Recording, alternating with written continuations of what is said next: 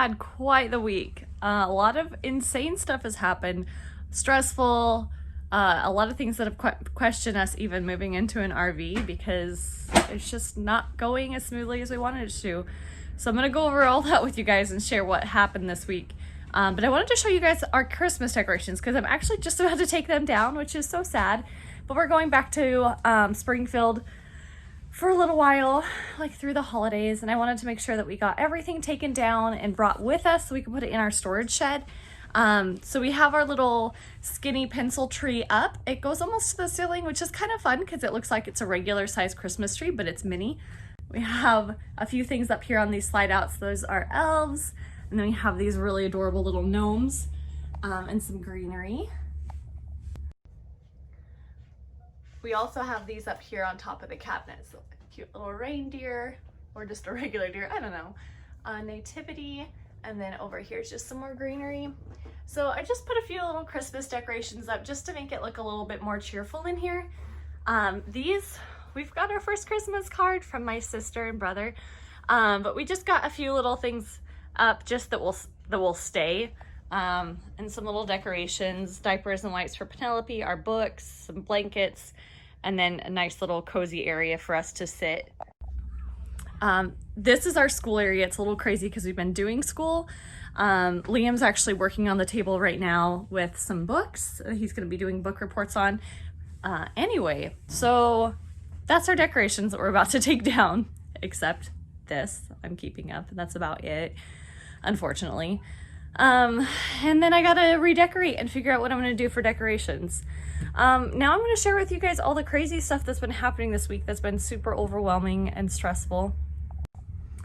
We actually have not had a working shower since we got here.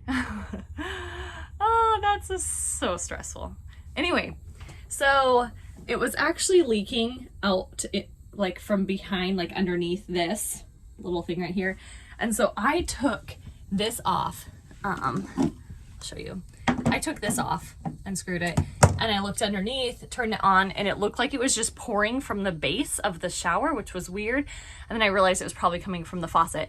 So, oh, another funny story. We already had a repair guy here, so I had him look at it, and he confirmed what I thought, and it was coming from the handle. So we bought new handles on Monday. Today is Thursday, and we still don't have it on. So this is like completely off, and we need to put a new handle on. So we have it. It just hasn't been put back on. I'll probably try to do that. It's kind of hard for me to do those kind of things just because I don't feel very confident, but I'm going to try to do it. So the other thing that happened this week, actually, really it happened a while ago, but we just got it fixed this week, is our furnace. So our furnace was it was working great. It was super warm, except it smelled awful. It smelled like propane. And so we decided to wait until we got here in this lot to get it looked at. So we got here, we called a repair guy. He came out and he said that he didn't think there was a leak. He had like a little detector for propane and everything. And he tested our propane detector. We have this little thing. Here's our little propane detector. And he tested it and he said that it works fine. So he kind of just was like, well, I don't think that it's actually, maybe you're just having like phantom smells of like the furnace and you're not used to it yet. So he left. And then like the whole week was really warm, like in the 70s, close to 80. And so we didn't really use the furnace. And then the next week, which was last weekend, it got really cold. And so we turned on the furnace and it smelled horrible, like headache horrible. And so we called him, I actually texted him and was like, I still smell it. He's like, I'll be there Monday or Tuesday. So Sunday night we go to bed and I'm like, it's really cold. I'm gonna see if it works without smelling awful. So I turned it on for a second, it smelled awful. So I turned it back off, went to bed. At 3 a.m. I woke up because the smell was so strong, like headache, awful strong, and came in, and even though it said off, it was blowing and it was on. So that was really scary because it was leaking propane into our house while we were all asleep. Luckily nothing happened. I ended up just shutting the whole system down, not just turning it off, but like shutting the whole thing down, and went back to bed. And so then the next morning I texted him and I was like, if there's any way you can get over here, that would be great because it's really bad. So he comes and he puts this little propane tank thing and is like blowing propane directly into our propane sensor. and it's not going off. And he's like, your propane sensor doesn't even actually work. Like, it works when you push the test button, like the batteries and the power works, but the sensor doesn't work anymore. So he's like, so I'm really glad that that didn't kill you guys. And get a new sensor. And then he found the leak. So that was intense to try to figure out all of that, and a little bit scary and also very expensive. So then that was kind of crazy.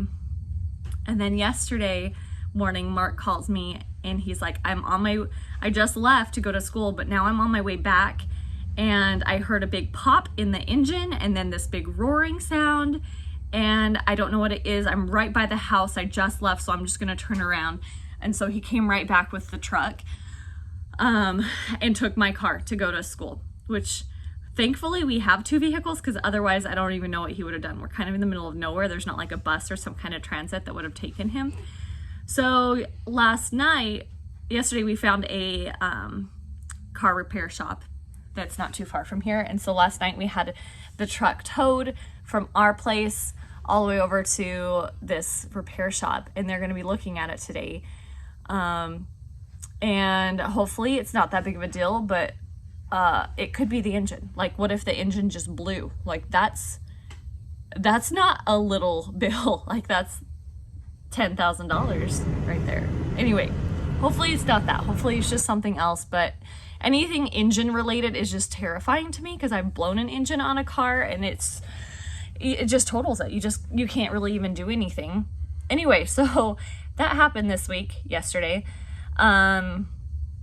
So there's just been so much going on, and it's just been super stressful.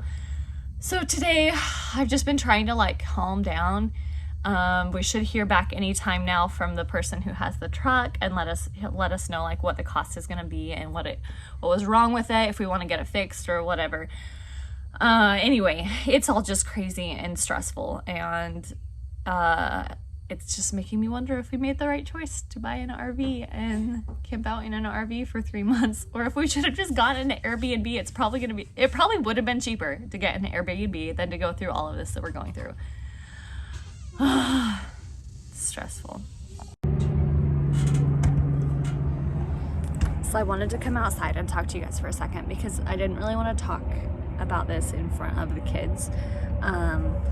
But we also took a pregnancy test this month and last month. So we just took a pregnancy test, and I feel like this one should be really accurate.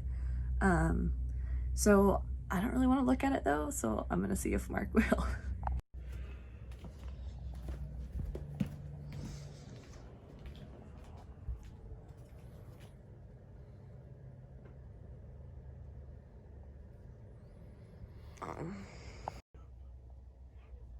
And it was just another thing this week that happened that was just super disappointing.